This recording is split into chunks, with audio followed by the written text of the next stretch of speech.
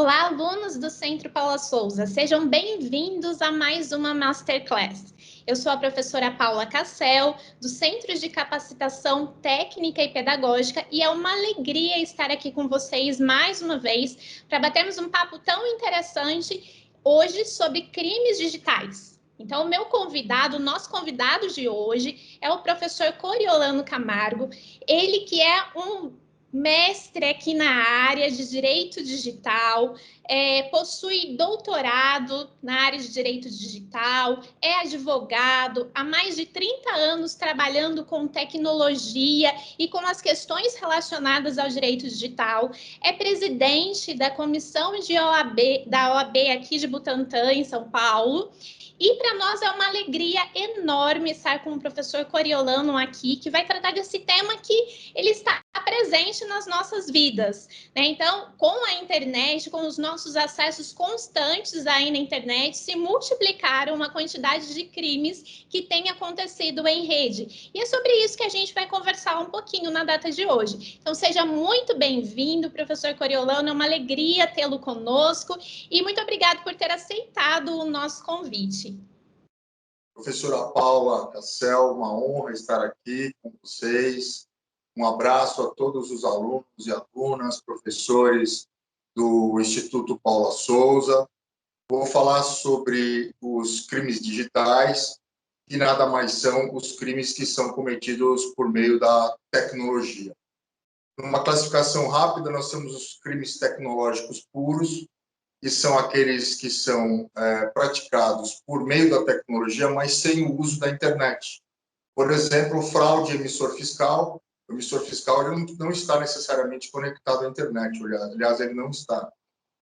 O crime cometido por telefones sofisticados, que eles maqueiam um número, e são telefones fixos, eles não estão, muitas vezes, conectados à internet. E temos os crimes cibernéticos, os crimes cometidos com o uso da internet e no ambiente da internet. Esses são os crimes digitais puros. Nós temos os antigos crimes, ameaça, estelionato, estupro, eles hoje passaram, são os mesmos crimes, só que com novos desafios, porque eles migraram para o ambiente digital.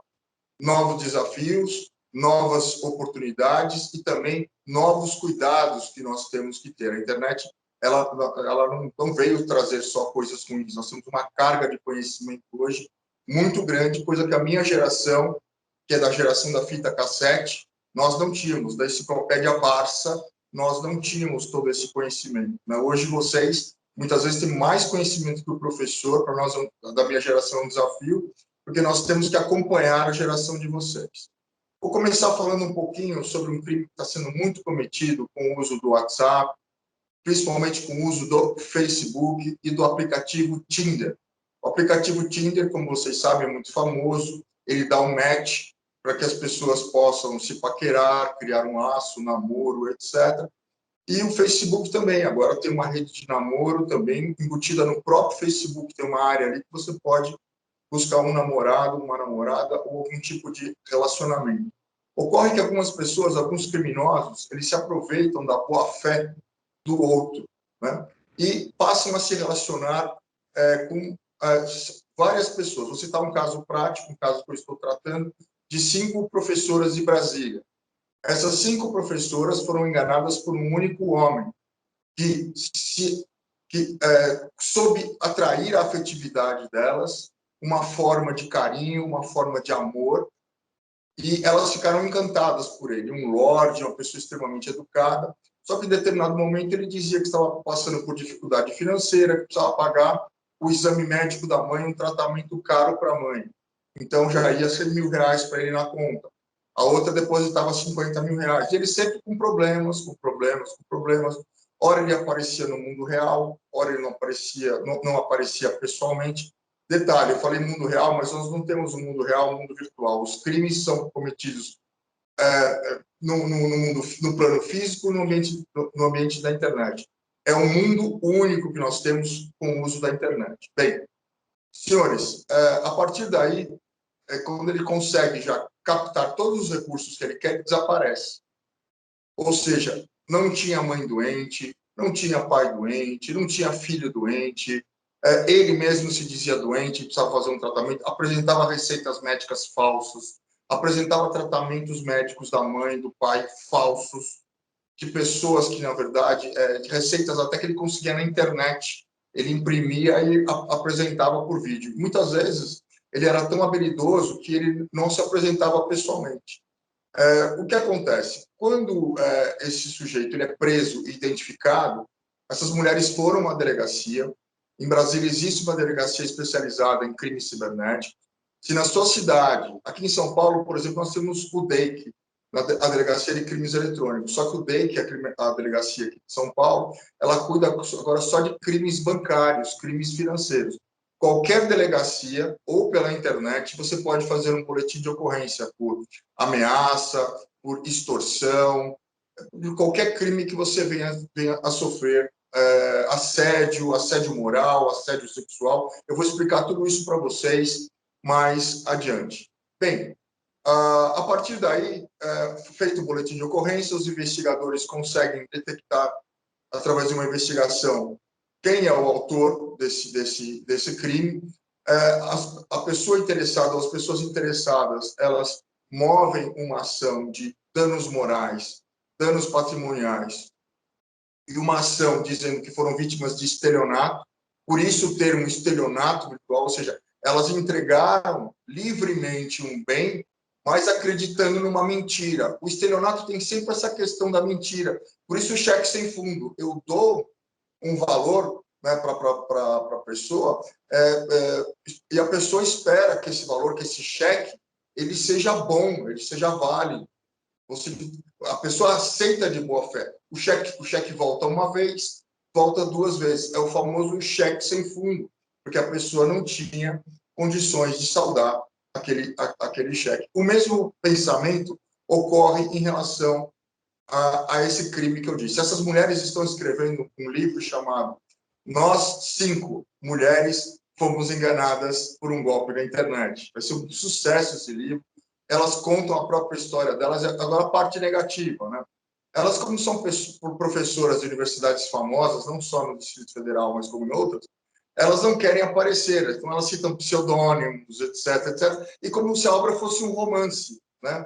Elas estão dando dinheiro meio que como perdido, mas elas identificaram ele, mas elas acham que a herança que elas podem dar e até a punição que elas podem dar social para esse rapaz é justamente sem divulgar o nome dele, porque elas estariam daí potencialmente cometendo um outro crime, porque até então ele não foi condenado, né?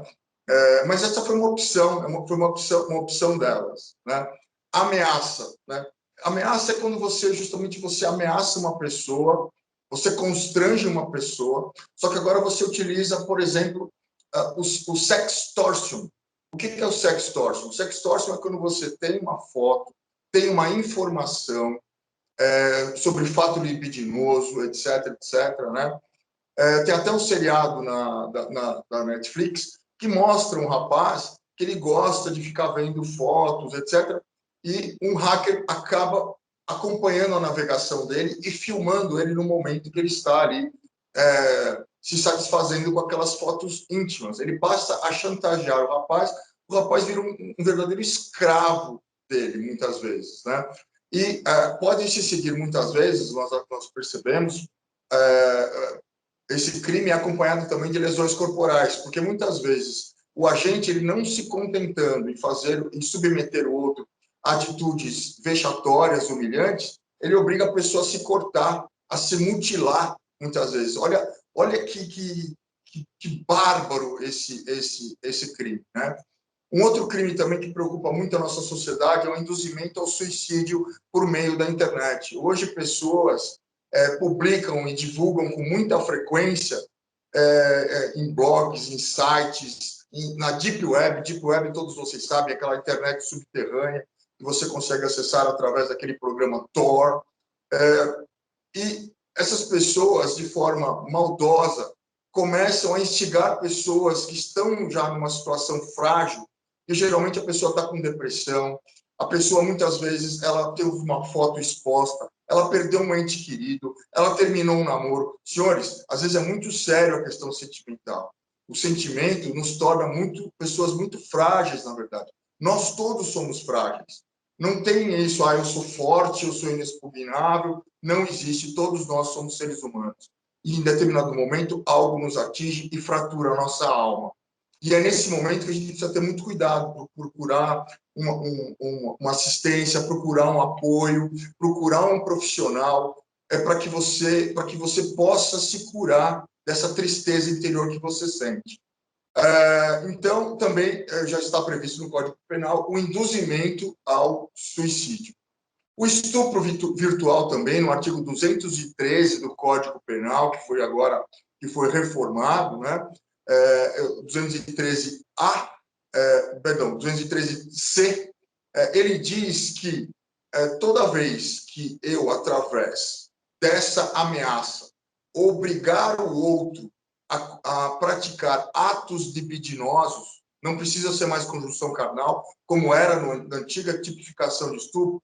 O que era tido como conjunção carnal? É o pênis entrando na vagina feminina, mediante constrangimento da força, uma faca no pescoço, etc. Senhores, o mesmo raciocínio. Você está com a faca no pescoço, você está com o mouse no pescoço, você está com o celular no pescoço, muitas vezes, porque a sua vida, a sua reputação depende da ação de terceiros, porque ele tem fotos íntimas, tem informação sua, tem vídeos em que você pratica sexo. Senhores, cada um de nós tem as nossas fantasias, etc. Isso faz parte do mundo e da natureza humana. Só que muitas vezes um dos dois, ela ou ele, filma o ato sexual. Mas já pensando futuramente, se ele terminar comigo, eu vou obrigar ele a ficar comigo porque eu tenho um vídeo. Ele está à minha mercê. Isso é muito ruim, senhores. Um ser humano, mais uma vez, querendo submeter ao outro através da força.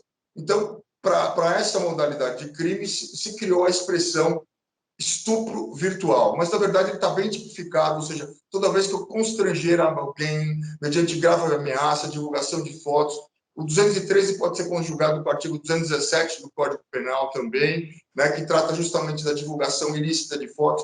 Aí eu já tenho a revenge porn. Revenge porn vai para o artigo 217 do Código Penal. A doutora Paula está fazendo assim com a cabeça porque ela sabe tudo dessa matéria e forçou o professor a estudar muito, ficar afiado nos artigos, né? Venho conversando bastante com a doutora Paula, num diálogo super construtivo. Ela entende muito do assunto também, devia estar aqui palestrando para vocês junto comigo. Bem, mas voltando um pouquinho, o 217 fala justamente dessa disseminação, fala justamente dessa propagação de fotos sem autorização da pessoa. É a minha imagem. No campo civil, nós temos o artigo 18, 19, 20 do Código Civil e 21, que fala da proteção da imagem. A imagem é a nossa essencialidade, a nossa dignidade.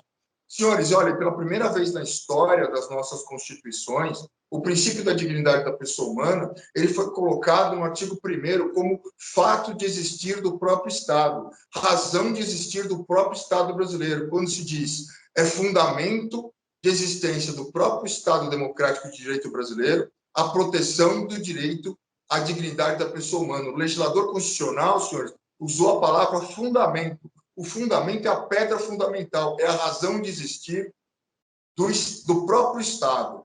Então, vejam vocês que no artigo 5º não repete o princípio da dignidade da pessoa humana, que lá estão os princípios constitucionais. Isso quer dizer que a Constituição criou, sim, um super princípio.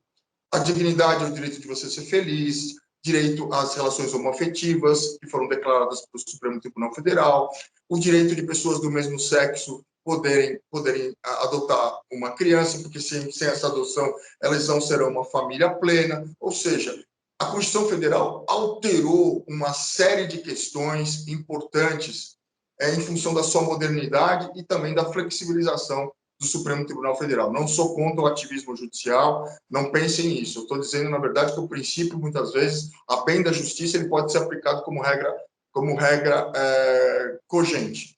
Muito bem.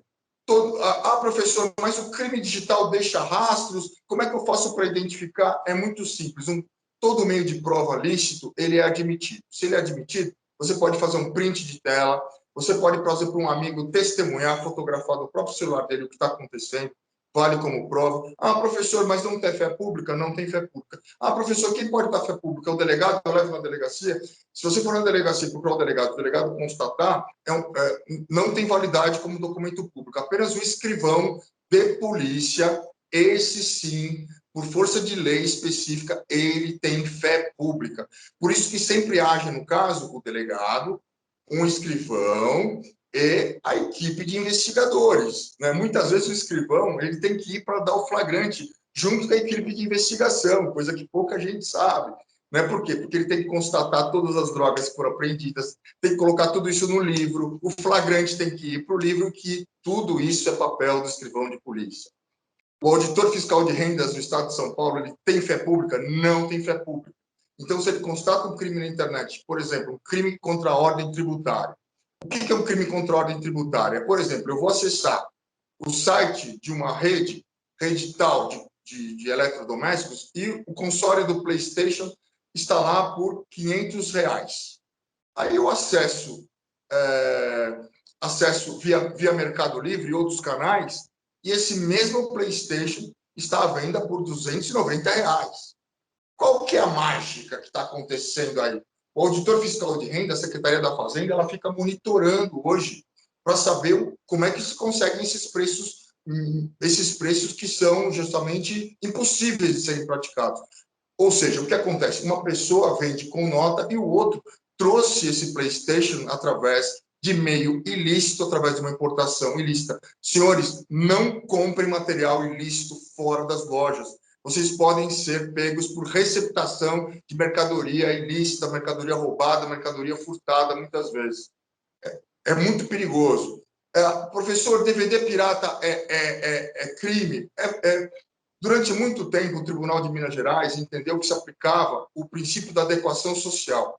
O princípio da adequação social diz que uma conduta, ainda que ilícita, ainda que disposta no ordenamento penal, se ela é moralmente aceita, ela é retirada do fator de punição, segundo Hans Welzer e Max Weber, que são os grandes, um é sociólogo, o outro é um jurista mesmo. Vocês que são a juventude que vem aí com tudo, é lindo ler Max Weber e Hans Welzer, que é uma verdadeira poesia, é um verdadeiro tratado de sociologia sobre o futuro. E vocês têm que conhecer o futuro à luz de quem já estudou, já explorou todas essas questões. Vejam, senhores, se entendeu que a pessoa que está trabalhando ali, está vendendo aquele material ilícito, ela está sustentando muitas vezes a família, o DVD o original tem uma taxa muito grande de tributos, tem uma incidência muito grande de tributos. Então, durante muito tempo se entendeu, as cortes entenderam que era uma medida socialmente aceita, moralmente aceita. O que é socialmente aceita? Nós não temos o tecido, as células do nosso corpo. Isso, na sociedade, chama-se tecido social. Quando nós falamos em harmonia, consciência ética coletiva, é quando a nossa consciência bate as portas do tribunal, uma coletividade, e diz: isso não é crime, apesar de estar tipificado como crime. O que acontece nesse momento? Os tribunais passam a tirar do efeito de ação, declaram que a ação que o fato é ilícito, mas ele é moralmente aceito. Então, se criou um princípio, a partir do princípio da dignidade da pessoa humana, que chama esse princípio da adequação social. Leiam, é lindo vocês lerem sobre isso, porque trata justamente de uma flexibilização da nossa justiça criminal, não só no Brasil, mas como no mundo todo, o princípio da adequação social, mutatis mutandis, ele é aplicado. Senhores, o que aconteceu? Hoje não é mais aceito o princípio da adequação social, porque o STJ, através de uma súmula, disse: é proibido aplicar o princípio da adequação social nos casos de CDs e DVDs piratas. Sepultou a questão. Senhores, porque o que estava acontecendo? Os nossos tribunais de segundo grau, em massa, estavam concedendo o princípio da adequação social. E isso gerou um prejuízo muito grande para as gravadoras, para as empresas que trabalham com filmes, para a Amazon Prime, que faz filmes, para a Netflix. E essas empresas têm um poder econômico tremendo. Senhores, agora nós estamos às vésperas. Hoje é um dia que nós temos que comemorar. Doutora Paula, vamos comemorar hoje. Hoje está em vigor a Lei de Proteção de Dados, a nossa tão esperada. O Brasil vai para um patamar high level a partir de hoje em relação à proteção de dados. Essa lei veio trazer para você que está aí me ouvindo o poder sobre as suas informações. Você entra num escritório, você deixa a sua biometria, o seu RG, o seu CPF, e daqui a pouco você levanta, acabou a sua reunião, você levanta. Olha, eu sou candidato aqui a uma vaga, perfeito, mas eu queria que os meus dados fossem anonimizados. Anonimizados, ou seja, eles ficam mascarados de um jeito que não sabem quem é você. Quem olha aquele arquivo não sabe que você esteve ali. Ah, eu quero que os meus dados sejam alterados, eu quero que conste só o nome do meu pai, não quero que conste o nome da minha mãe. Eu posso? Posso. Ah, eu queria que constasse só meu nome e RG. CPF, não, quero que todos os outros dados sejam apagados. Eu posso? Eu posso a partir da nova lei de proteção de dados. Então, agora eu posso alterar, completar, suprimir, corrigir, todos esses verbos que vocês veem ligados à proteção de dados, à informação. O que eu posso fazer com a informação? Posso tratar, posso mudar, posso alterar. Todos esses verbos estão colocados dentro da lei de proteção de dados. Tá bem? Então, é muito importante que vocês hoje tomem cuidado com seus dados, para que vocês tenham privacidade. As empresas hoje não podem mais mandar para vocês mala direta, se vocês deram os seus dados, por exemplo, para uma empresa de plano médico, com a finalidade de obter uma cotação. Daqui a pouco, todas as empresas de plano médico estão enchendo a sua caixa de e-mail com ofertas. Não pode, isso não pode mais. Existe agora a Autoridade Nacional de Proteção de Dados, que é uma agência reguladora, que está para ser criada a sua composição, já foi criada pela lei, foi regulamentada por decreto, falta só a sua composição. O professor aqui é membro de honra da Associação Nacional dos Profissionais de Proteção de Dados, uma honraria de uma entidade fortíssima que engloba todo o território nacional, e acabei sendo indicado para compor uma cadeira desse conselho. A gente sabe que a indicação é política, mas só o fato da gente estar participando, para mim, é uma honra, já me sinto satisfeito de estar sendo lembrado por um grupo tão grande de profissionais como a ANPPD. Bem, senhores, um outro crime também que ele é muito utilizado são os perfis fake. O perfil fake é quando eu crio, a partir de uma imagem de uma pessoa já existente, um perfil para justamente causar mal a uma outra pessoa, para ofender uma pessoa, etc. Ah, professor, os dados saíram fora do ar. Não tem problema. Web Archive. Web Archive é o repositório da internet de todos os tempos. Você quer saber como a internet era em 1995? O UOL está lá no Web Archive. Você quer saber como a página do Dr. Coriolano era em 1997? Vai lá no Web Archive. Né? Tudo isso é possível, e é possível também você usar o Web Archive como prova. Eu estava em Washington com o Peter Wolf, que é um dos peritos mais famosos dos Estados Unidos. Eu fui convidado por ele para participar de um julgamento emblemático, né, acerca de um professor norte-americano que ele estava acusando o cliente do Peter Wolf. Eu fui convidado justamente pela banca, né, o neto do general Patton, né, a banca chama-se Patton Boggs Advogados, que são os filhos do general Patton da Segunda Guerra Mundial, que fundaram esse escritório. Bem, eu estava lá no julgamento, estava super bacana, etc. E daqui a pouco estava na hora da defesa apresentar suas provas para o júri. Né? Lá nos Estados Unidos é diferente, essas causas sobre armas, essas causas que têm repercussão social relevante, elas são julgadas a partir do entendimento de jurados, pessoas do povo como nós, que passam a expressar o seu entendimento à corte, né? E o juiz ele faz um balizamento apenas de entendimento, dizendo o que pode, o que não pode, quais são os limites, né, que esses jurados podem ofertar. Muito bem. O professor pedia 10 milhões porque a empresa que Peter Wolf estava defendendo teria copiado, clonado os seus projetos, né? Ou seja, em quanto tempo? Durante 10 anos, esse professor se diz clonado, copiado. Perfeito. Então, ele pediu 10 milhões de dólares de indenização, né? Mais 100 milhões de participação nas ações dessa empresa, porque ele entendeu que ela teve um lucro milionário em função da utilização dessas questões do sistema de marketing que ele utilizava. Ele era conhecido nos Estados Unidos como professor marketing. Ótimo. Senhores, em determinado momento entra o Peter Wolf com uma televisão, com um computador, ele põe assim na frente dos jurados, o senhor podia me falar quanto, né, se dirigindo ao juiz, tá? A parte não se dirige diretamente ao próprio. Excelência, eu gostaria de saber do autor há quanto tempo ele usa esse programa de mapa. O senhor responda. Ou muitas vezes você está ali na tribuna, o juiz autoriza você a perguntar diretamente, mas precisa ter de autorização judicial e o aceite da pessoa que está recebendo a pergunta. E isso também varia de legislação de estado para estado, porque as cortes são estaduais, depende do regimento interno de cada corte. Lá, o juiz chega, todo mundo se levanta. All right, está todo mundo de pé aqui, né? Senhores, vamos lá. Aí eu utilizo há 10 anos. A gente pode ver o site do senhor há 10 anos atrás, há 8 anos, há 6 anos? Eu não tenho mais cópia do meu site. Só um minutinho. Professor, esse é o site do senhor há 8 anos atrás. Ele... O senhor está vendo aqui que o senhor dava curso de marketing e curso de mecânico só para mulheres? O que isso tem a ver com a ação? Onde é que está no seu site os projetos que o senhor disse que estão sendo clonados, que foram clonados do seu site? Aí o juiz, o senhor responda. Bom, ele recebeu $1 milhão por uma suposta cópia, um acordo que foi feito, ficou muito feio para ele, né, na verdade, né, por causa de uma prova digital. Vocês veem como a prova digital é um elemento extremamente importante. Doutora Paula, não sei se eu ainda tenho mais algum tempinho para falar. O importante é vocês saberem que em direito digital a verdade é como um cristal.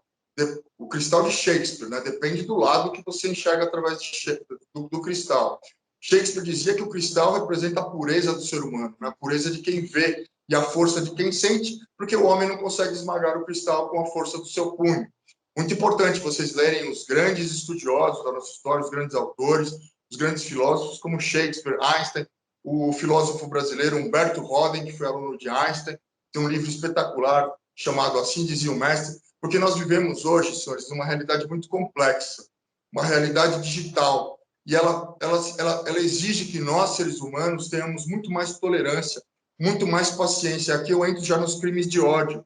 O crime de ódio é aquele que a pessoa não tolera a outra, é o crime de intolerância racial. Então, você tem o crime da injúria racial, a doutora Paula frisou bastante que era para falar dos crimes de injúria, calúnia e difamação, né, para não esquecer de passar para vocês, ou seja, caluniar é você dizer de forma desenfreada que uma pessoa cometeu um crime, mas no fundo você nem sabe se ela realmente cometeu, ou você sabe que ela não tem ligação nenhuma, né, com esse crime. A injúria é quando você quer diminuir o outro, você quer tornar o outro inferior a você,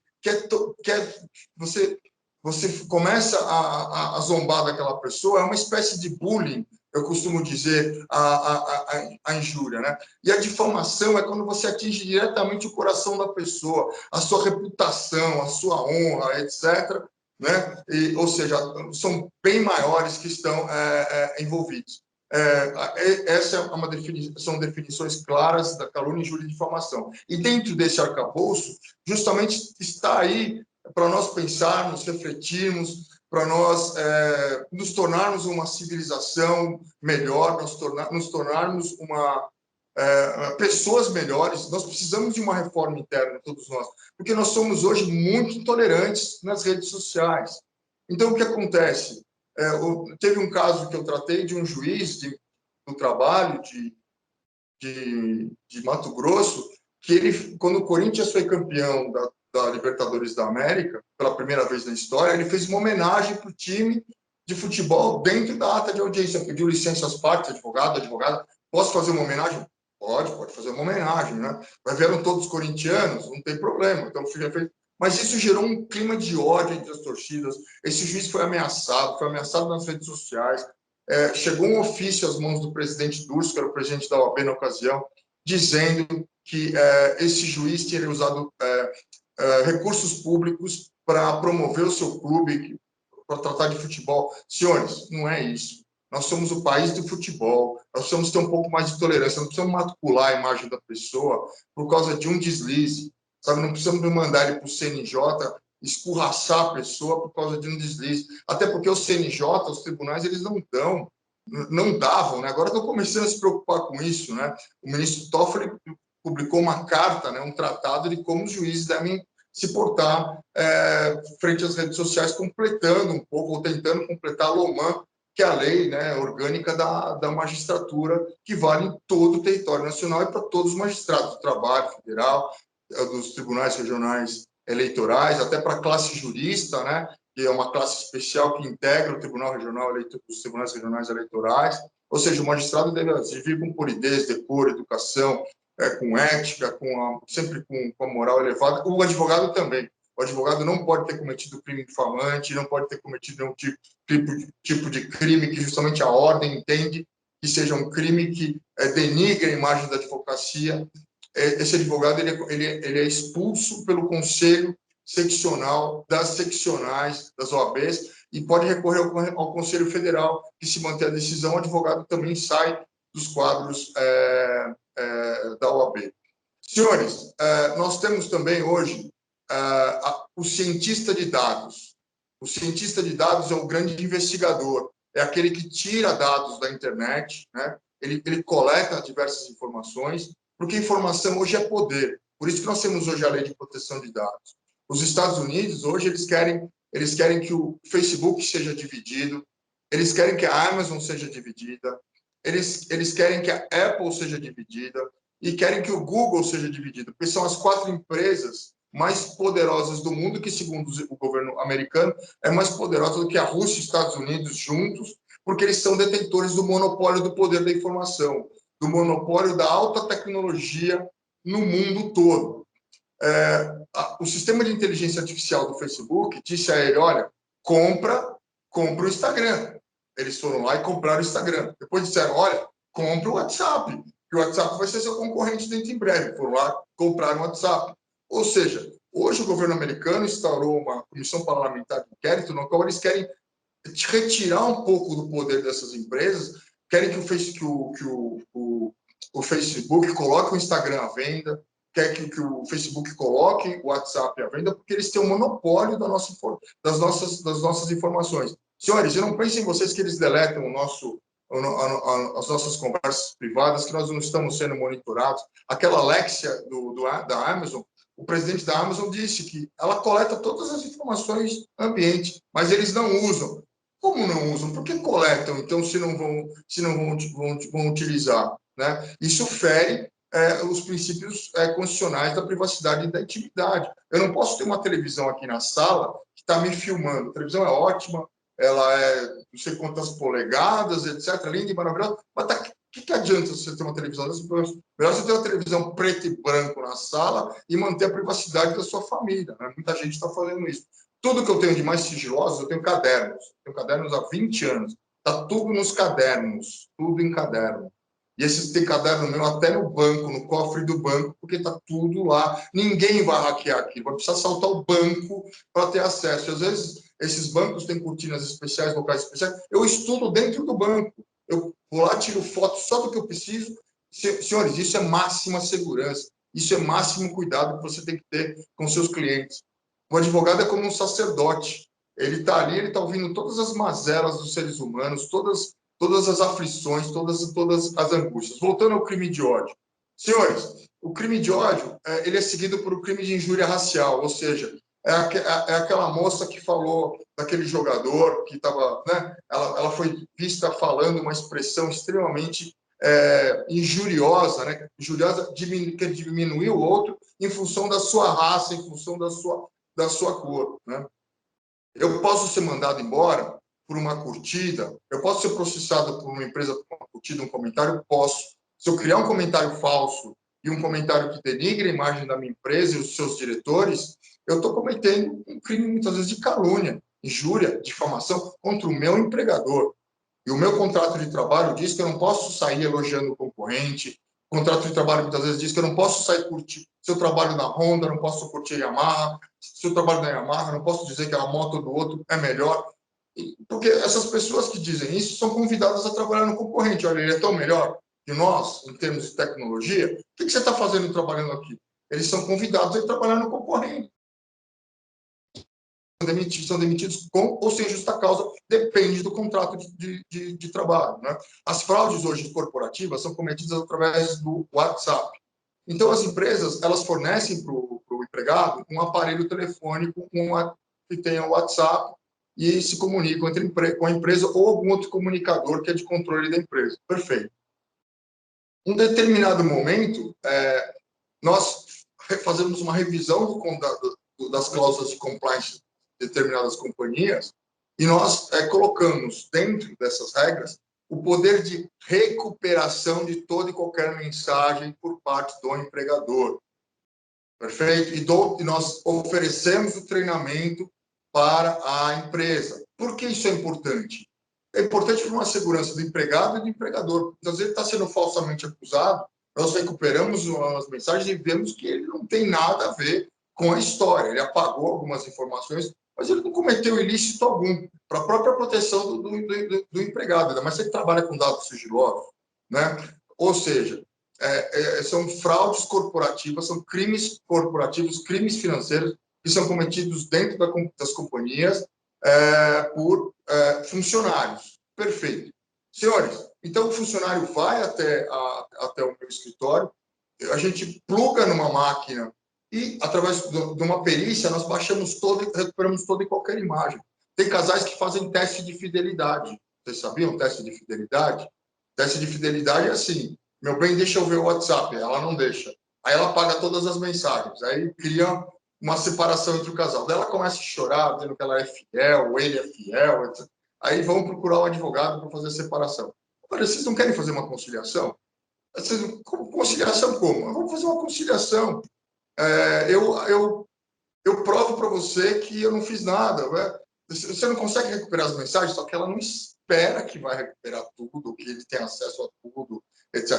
Aí você coloca ela no aparelho israelense, vem todas as fotos íntimas que ela trocava com outro namorado, com outra pessoa, nas redes sociais, vem todas as conversas, etc. Aquilo que era para ser feita realmente uma conciliação, provada a inocência de um quanto à fidelidade. Lembrando, senhores, que hoje vocês começam um relacionamento da forma errada, por isso que não dá certo. Vocês aí, jovens que estão me ouvindo, vocês estão fazendo tudo errado. Vai começar um namoro, o perfil vai ser conjunto, vocês vão trocar senha. Isso precisa estar claro no primeiro dia de namoro. Isso precisa estar conversado logo, porque depois não adianta querer mudar, porque não pode. Se vocês começam um namoro e fica cada um com a sua vida privada, não adianta você, machão, chegar em casa, chegar na casa dela, na cara dos pais dela e falar: olha, eu quero ver o celular da sua filha, porque sua filha está me traindo, porque hoje ela teve 10 mil corações de fulaninho, que era um ex-paquera dela, está curtindo tudo, coração em tudo, comentário em tudo. E ela não quer mostrar, muitas vezes tem coisas particulares dela com as amigas. E ela não quer que ele tenha acesso a algumas informações.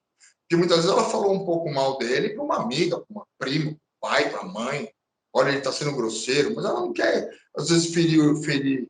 E às vezes ela nem está fazendo nada de errado, etc. Ou muitas vezes não quer mostrar. Mas não ficou combinado entre o casal se o perfil é. A gente tem que ter uma mesma foto no mesmo perfil. Tudo bem, mas isso vocês precisam combinar antes. Né? Nós podemos repactuar, professor? Pode repactuar, pode até fazer um contrato. Faz um contrato de namoro, né? Justamente prevendo, fica uma cópia com cada família, uma cópia com cada um, dizendo que é um namoro, apesar de um dormir na casa do outro, faz uma blindagem patrimonial, etc.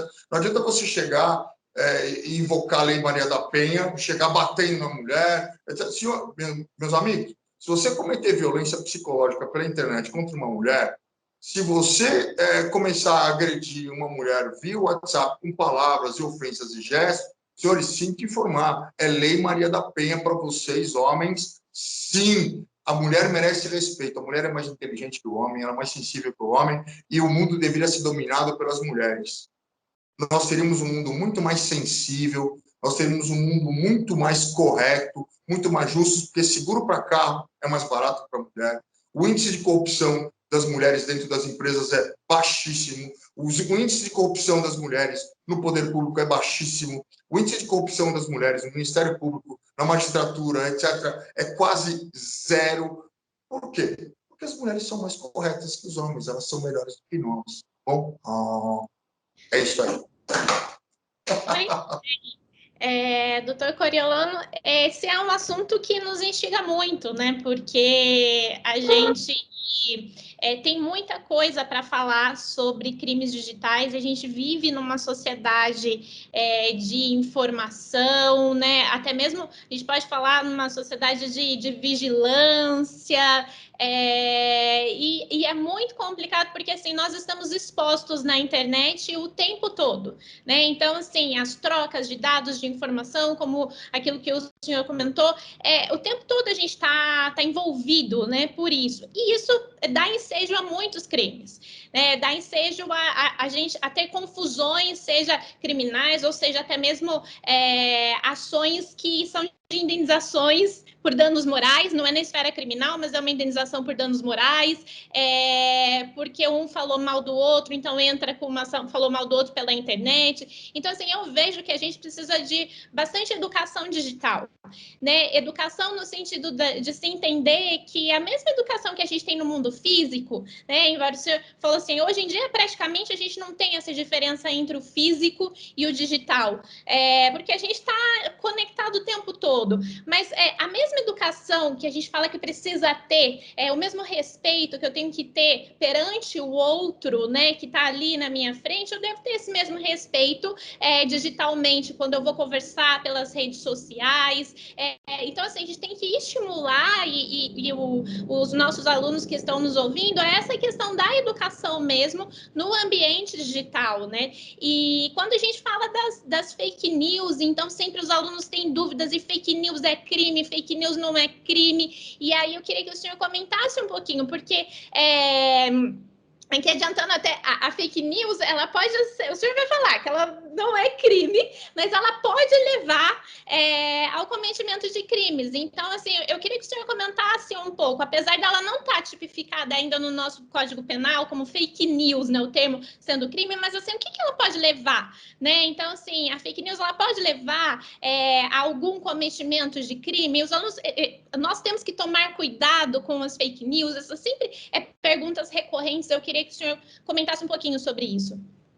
Perfeito, doutora Paula. Você citou um tema importantíssimo, que é a educação digital, que é o que garante o fato de nós recebermos uma informação e termos o dever cívico, o dever moral, o dever de ética de confirmar a informação, confirmar a origem daquela informação para depois passá-la adiante. O termo fake news surgiu em Oxford, primeiro com o tema pós-verdade.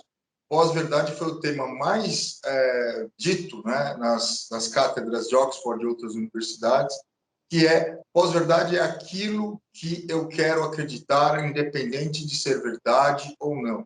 Pós-verdade é o que a minha ideologia particular diz a respeito de uma pessoa, deixando a verdade de lado, a verdade real em segundo plano, né? A pós-verdade ela foi muito utilizada na campanha do presidente Donald Trump, quando ele disse que o Papa Francisco o apoiava. A mesma fonte que desmentiu que o Papa Francisco não o apoiava também tem tanta falta de confiabilidade como a fonte que divulgou, ou seja, até hoje nós não sabemos se isso foi verdade ou se foi mentira.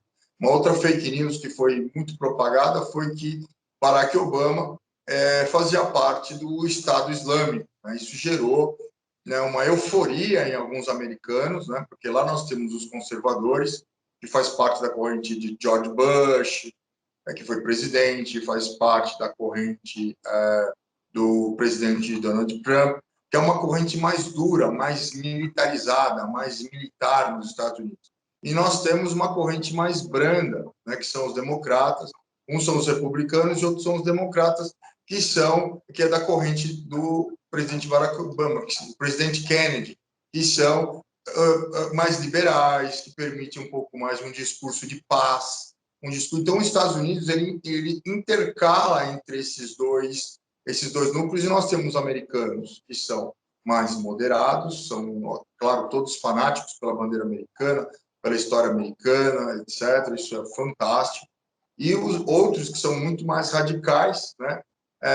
Que, inclusive, defendem o racismo, hoje ainda nos Estados Unidos, acabam defendendo são correntes radicais. O Tribunal de Justiça de São Paulo, doutora Paula, já tratou do assunto das fake news pela primeira vez quando, no caso de uma clínica veterinária, uma cliente começou a espalhar boatos que a sua cachorrinha não tinha sido bem tratada na clínica veterinária, etc. Isso gerou um problema muito grave, né? Disse, inclusive, que tinha sido utilizados subtratamentos, etc. Ou seja, só faltaram dizer que eram criminosas, né, as veterinárias da clínica.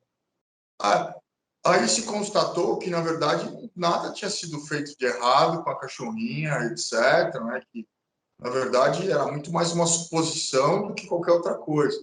Aí o Tribunal de Justiça condenou essa moça que estava propagando essas fake news, essas inverdades nas redes que acabaram se proliferando, condenou em danos morais. O que é dano moral, senhores?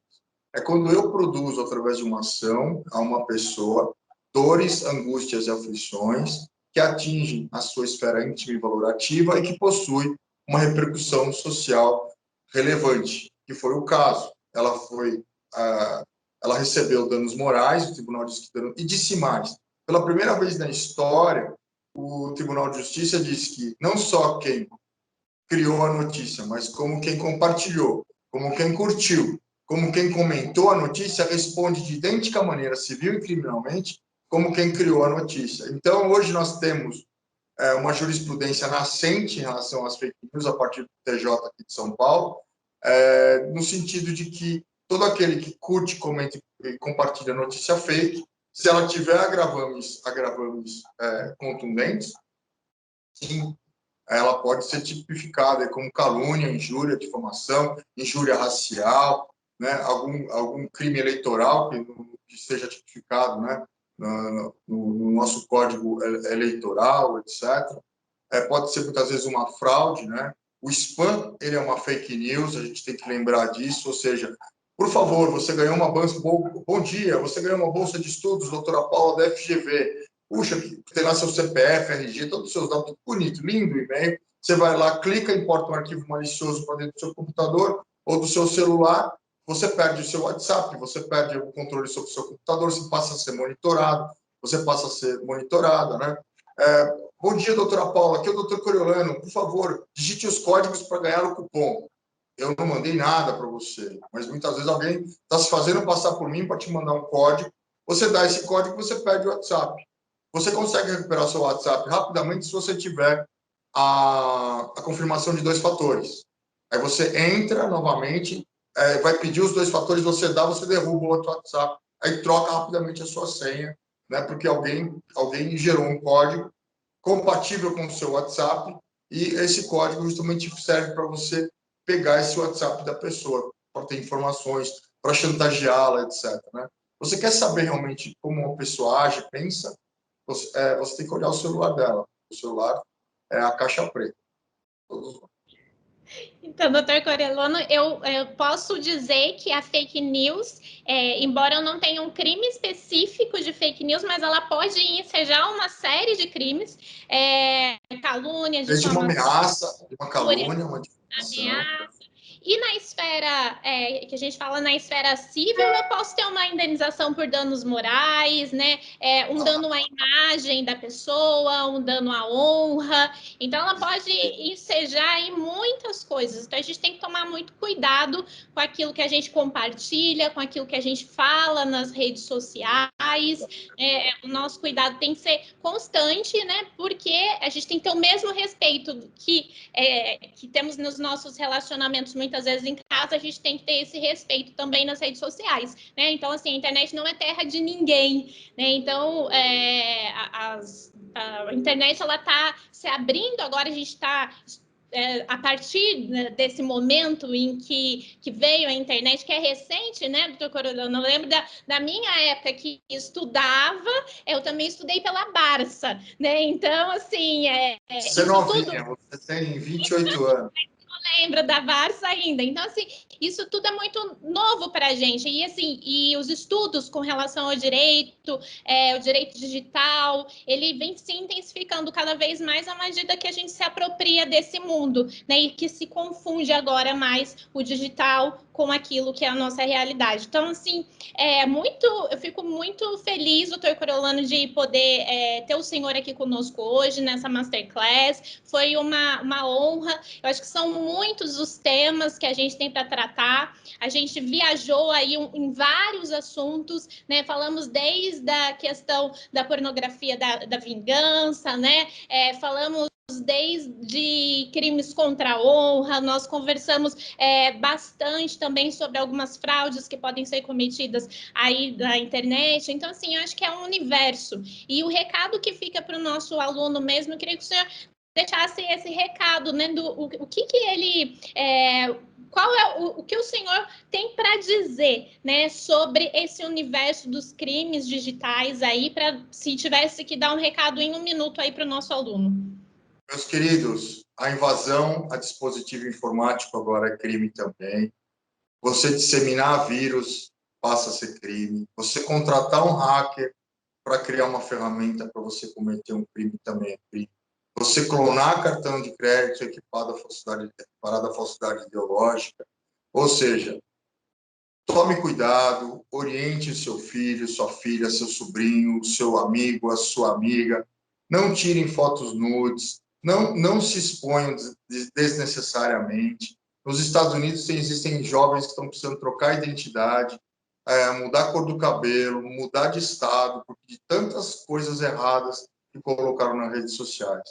Vocês estão sendo observados 24 horas por dia, por futuros empregadores, por futuros escritórios que vão contratar vocês. Se vocês estiverem só com cerveja, balada, etc., as pessoas vão vão ter um pré-julgamento a respeito de vocês negativo, que, olha, esse aqui só toma cerveja, só toma uísque, só publica coisas de bebidas alcoólicas, só publica coisas de balada. É muito importante, mas tenham esse perfil, tem um perfil particular para você, para a família, para os amigos, lá com 40 pessoas, fechadinho.